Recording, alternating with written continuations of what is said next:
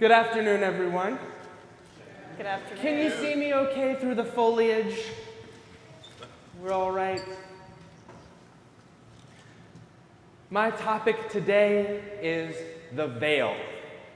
If you leave here today and remember only one thing, I hope that it is this. There are 1,000 ways to lift the veil. But it's hard to help anyone, including yourself, until you do. I can't discuss this topic authentically without describing myself, discussing the context I come from in America, and let this serve as a trigger warning for those in our space who are sensitive to racialized violence and trauma. I'm going to discuss some of my family history. I will touch on themes of generational and racial trauma.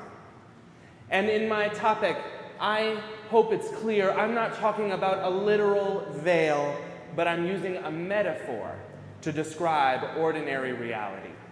So stay with me. At the General Assembly of our Unitarian Universalist denomination, it's the custom for those who address the wider audience and community in any capacity to describe themselves physically before sharing the message. I've heard some criticism of this experience, but I want to evoke this tradition now because the way I look deeply informs what I'm saying. I am a tall, thick, and stocky, brownish male human being. I've got a few gray, white, and black curly sprouts coming from my chin, and I've got curls, dark brown curls, tied up in a bun on my head. I'm occasionally almond-colored, occasionally copper. The range of my skin, however, goes from the deep walnut of my freckles and birthmarks to the cashew tones on the palms of my skin. In the colors of my skin, I see blue, not only in my tattoos on my arms, but in the blood that pumps beneath my skin. I am a veritable rainbow of color. I'm wearing dark blue and dark green plaid shirt with salmon pink pants. It's difficult to tell just by looking at me what my background or heritage might be. Keep me and this body in mind when I tell you I had a strange feeling a few days ago when I was waking up, and it felt like a warmth in my throat and in my chest. It moved down to my shoulders, settled slowly down into my belly. It was a strange feeling. It was strange because it was warm and also calming and comforting. You know, that same morning I had a little headache. I suffered from chronic migraines and my neck was sore for sleeping funny. I think that's what did it. I had a little headache and I had a little pain in my right foot. Some of you may remember when I walked with a cane last year because I have a chronic injury in my foot. It was hurting a little bit that morning too. The reason I describe these little pains and aches in detail is because this warmth that fell up my chest and into my belly, it seemed to make those little aches and pains feel better. Not go away, just better. It was almost as if these little aches and pains only mattered in what they could offer me. This warmth that I couldn't identify made me start thinking about bad things as if they were good things. I had a hard time even trusting myself that I felt it. What was this feeling, church? Do you have an idea? You have to understand, it took me a long time to work out this feeling, and eventually it came to me, and some of you might be surprised, some of you may not be surprised to hear what it was. It was joy. Simple joy. Grounded joy. Not an explosion of laughter, not a shout. Where I come from, you call it a grito, when the feelings come out of your mouth really loudly. It's not like that. This was a slow, gentle joy. It wasn't fuzzy, it was sharp. It was clear, but it was soft. I felt as if I could answer any question thrown at me at that moment. It felt like I would just enjoy the sharing. I felt transparent, unbothered. I felt safe. I could see the little particles of dust floating in the air around me. I didn't know at first, but when I knew that it was joy, I could no longer unlearn that it was joy that I felt. Like when you see the lump on an unmade bed that has a pillow underneath it, you don't see the pillow, but you know that what's underneath is a pillow, right? That's how I felt. I knew it was joy. As soon as my mind landed on it, I knew that it was joy. It's not that I didn't have anything on my mind either, church. I'm sure you understand that I had plenty of worries, too, while that was happening. I have 3 children, a spouse, and a dog, if you didn't know. So you know I had plenty on my mind. There were plenty of worries going on. I was trying to think of what it was that was allowing me to sit there just calmly. It had to be joy. It was like background joy. Do you know that feeling? Background joy? Not the big splash of dopamine of when something makes you giggle. It's like swallowing a pillow. It just cradles your insides. I want to say that joy is totally alien to the anxiety I normally bring with me when I wake up. When I get up in the morning, first thing that comes to my mind about 4:30 in the morning, you heard that, right? About 4:30 in the morning is, okay, got to get rolling. Got to get my coffee, got to get breakfast, got to walk the dog, got to get my stuff together, got to get to work, got to call somebody, got to get this done, got to send that out, got to get uptown, I got to get downtown. Do you know what I'm talking about? The gotta do's that come up, the first thing that happens in your mind. Well, this joy was more like a list of don't gotta do's. I don't got to think about that. I don't got to deal with this. I don't got to think about what's going on in my mind.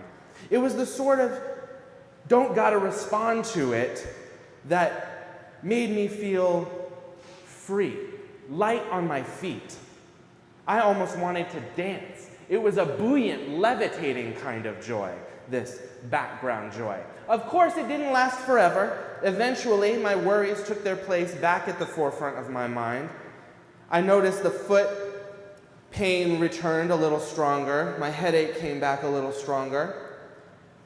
Even as I came back to earth, I was hooked on this background joy. I wanted to get it back. I wanted to figure out what had happened. You ever felt that? You wanted to get back to that feeling and figure out where it came from so you could get it again? Oh, yeah. W.E.B. DuBois teaches us that feeling is what it means to be liberated. The reason I found that feeling so strange is that most of my life, as part of the legacy of my being born African American, I've lived with something called double consciousness. This means I cannot simply know joy. I can't simply be or know myself as a person, but because of this social location, because of I am the descendant of slaves, I always must experience life through a lens that distorts not only what I see, but also who I think is doing the seeing. In his own words from The Souls of Black Folk, DuBois writes, "The Negro is a sort of seventh son, born with a veil, gifted with second sight in this American world, a world which yields no true self-consciousness, but only lets him see himself through the revelation of the other world. It is a peculiar sensation, this double consciousness, this sense of always looking at oneself through the eyes of others, of measuring one by the tape of a world that looks on in amused contempt and pity. One ever feels his two-ness, an American, a Negro. Two thoughts, two unreconciled strivings, two warring ideals in one body, whose dogged strength alone keeps it from being torn asunder. The history of the American Negro is the history of this strife, this longing to attain self-consciousness, to merge the double self into a better and truer self." W.E.B. Du Bois is talking about me and my body, and so I know clearly what he's talking about. But tell me if you've ever had the experience of looking at yourself through the eyes of the observer. Tell me if you've ever had the experience of seeing yourself not as you feel, but as others might see you. Part of why the background joy I felt when I woke up that one morning was so strange is because normally when I wake up, my body tells me urgently that it is time to move, respond, and consider if everything has been handled. It doesn't matter whether I slept 7 hours or 2, my body wakes up at 4:30 a.m. My body can't seem to tolerate that calm, cool, gentle morning for very long. This is what made that moment so strange to me. Because years of generational trauma has taught me not to trust my sleep or my waking, but to be prepared when I wake to run at a moment's notice. We have a story in my family of origin of my grandfather's home in Waterloo, Iowa. I've told this story briefly before. Of a 2-room shack that had dirt floors.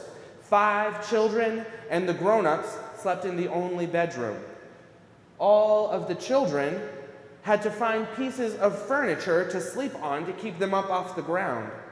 The reason they couldn't sleep on the ground is because the mice and rats had no trouble coming and going through those dirt floors. My grandfather, I think, never recovered from that trauma and never had a good night's sleep in his life. The trauma of those dirt floors stayed with him in his body. He passed that trauma on to his children, none of whom get a good night's sleep to this day. They, in turn, passed that trauma to their grandchildren. Now, I don't know how many of my first cousins actually sleep in the morning, but I can tell you of more of a few that don't. In my body, this racialized trauma lives in me and makes it difficult for me to find sleep. When I wake up in the morning, I'm not tired and I can't curl back up. My body is on edge, alert, prepared for anything. Do you know that feeling? Do you know the feeling of being alert on edge? I heard some folks saying yes, and you can say it out loud if it's true. Do you know that feeling? Oh, yeah. All right, okay. You know, I wasn't looking at myself through the lens of my blackness when I had that background joy. The only person who could protect me was myself. No, I was feeling safe and protected. I felt I could live as an integrated human, not led or guided or pushed by past trauma or intangible fear, but present. That deeper joy that made even the little pains in my body feel like part of the fabric of my beautiful life, even my little foot pain and my little worries became temporarily extraordinary. They were not ordinary things, but they felt extra, like the volume had been turned up. Not the distracting parts of life having the volume turned up, but the parts of life that are maybe more real. Do you know the feeling that makes even the most uncomfortable problems in life seem less like difficulties and more like little puzzles in a game room? Do you know that feeling? I'm told that to come with problems with joy, I've told that to come to my problems with joy and creativity is the way, and that's how we can move forward. But sometimes I don't know how to do that myself. I don't bring the joy and creativity in advance. All I see is the problem. I feel helped along this ordinary way, and I'm distracted by the feelings of discomfort that come from problems. This deeper joy that I'm talking about, it can make even the most difficult problems feel beautiful, special, and extraordinary. W.E.B. DuBois uses the veil as a metaphor, but our conversation today is not purely theoretical. It is not just an exercise. Make no mistake, the veil is very real. It affects our lives today, whether we want it to or not. It clouds us from seeing that deeper joy and presence that is our birthright as humankind. Forgive me, but I have to say this quiet part out loud. The veil doesn't want to be seen, and it doesn't want to be discussed. It is a matter of life that you deal with the veil in your life, that we deal with the veil in our church. Because even if you don't catch every meaning of the words that I say, we have to catch this message. The veil needs to be lifted. We have to say the quiet parts of our life out loud. This is why I sit so deeply in my body in front of you. This is why I talk about my lived experience and the little aches and pains.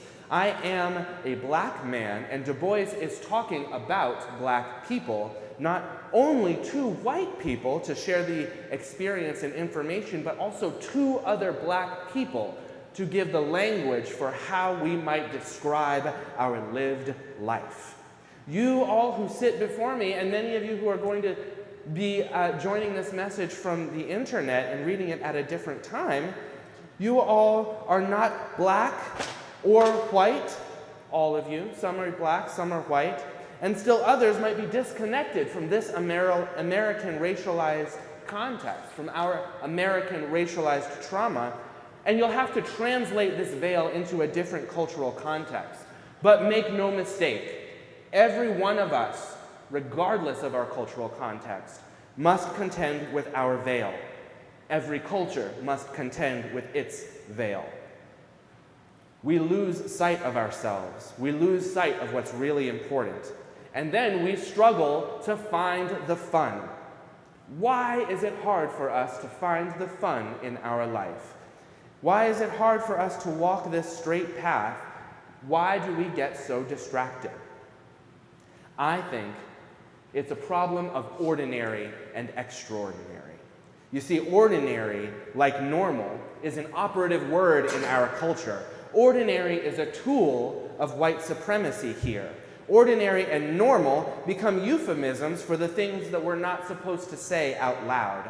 The veil is itself ordinary. The veil calls everything we see through its distortion ordinary too. But we're not ordinary. We are extraordinary, and we lead extraordinary lives. The veil covers our face, our eyes, our ears, our mouth, and our nose. The veil is convincing. The veil can be lifted. In brief, exhilarating moments of extraordinary life, I know you've had that experience of the veil being lifted and feeling, this moment I am truly living. I know that I don't need to tell you that the veil can be lifted at any moment, that art can lift the veil for you sometimes. A puppy on the street can lift the veil for you sometimes, and you feel that deep background joy. A good song can lift the veil. A good choir will lift the veil all Sunday for you. Sometimes making animal noises around other adults can lift the veil for you too. Just reminding you to have fun, reminding you what is important in life. The extraordinary is hidden just behind the ordinary, if only we know how to look for it. Sometimes fun and joy and connection break into our lives uninvited. It teaches us what we are missing. But you know, life can't be extraordinary every moment of every day, can it? That's not really a rhetorical question. Do you think life could be extraordinary every moment of every day? Why not? To be honest, why not? I'm not sure that it can't. I think there's wisdom in accepting the waves of life, our comings and goings, and good and bad, fortunate, dispassionately. But you know, a lifelong you once told me that a good you sermon engages both the head and the heart.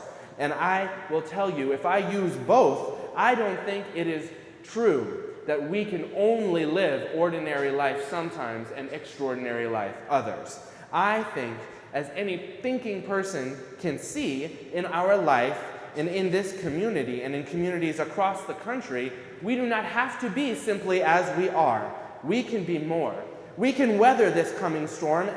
We cannot weather the coming storm as if it were someone else's problem. We can connect to each other and create in our time extraordinary life. As we name out loud that which refuses to be named, when we put our fingers on the veil, when we say the quiet parts out loud, we lift the veil from our lives and the lives of those around us. We gain each other, which is everything. Friends, I know you don't need me to tell you, in our world now, nobody is winning. We are all losing ourselves, losing each other. Even those among us with wealth and security, power or influence, are losing those that are most important in our lives.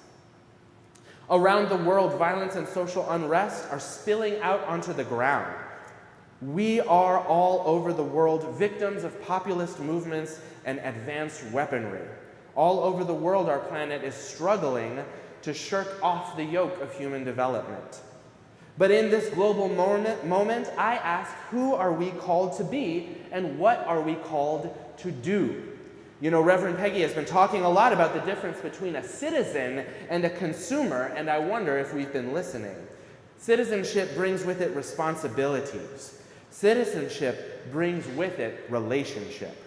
You know, so often the circumstances of our world remain unspoken, but that is the legacy of our church here, community. We say the quiet parts out loud. And if you leave here today and remember only one thing, I hope that it is this. There are 1,000 ways to lift the veil. We are good at some of them, but it's hard to help anyone, including ourselves, until we do.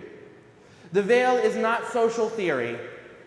Though we're focusing on African American life and experience, the veil is not culturally specific. The veil is difficult to talk about because we're not supposed to talk about it. We don't talk about race. We don't talk about poverty. We don't talk about intimate partner violence. We don't talk about the way in which those with mental difficulties or neurological differences are systematically culled from our population. We don't talk about the mortality rates of prisoners or the death systems that eliminate unhoused people from the streets. We don't talk about the slow, quiet, isolated deaths our elders must endure because we don't have systems of care for them. We don't even talk about the people who care for us and our children on a daily basis. You know, David Letterman, on his television show entitled My Next Guest Needs No Introduction, was interviewing Jay-Z in an attempt to build camaraderie around the task of fatherhood in the midst of a demanding public career. He invited Jay-Z to share his thoughts, and Jay's words drifted to discussing the hired help that cleans up after him and his family and cooks for them and their children.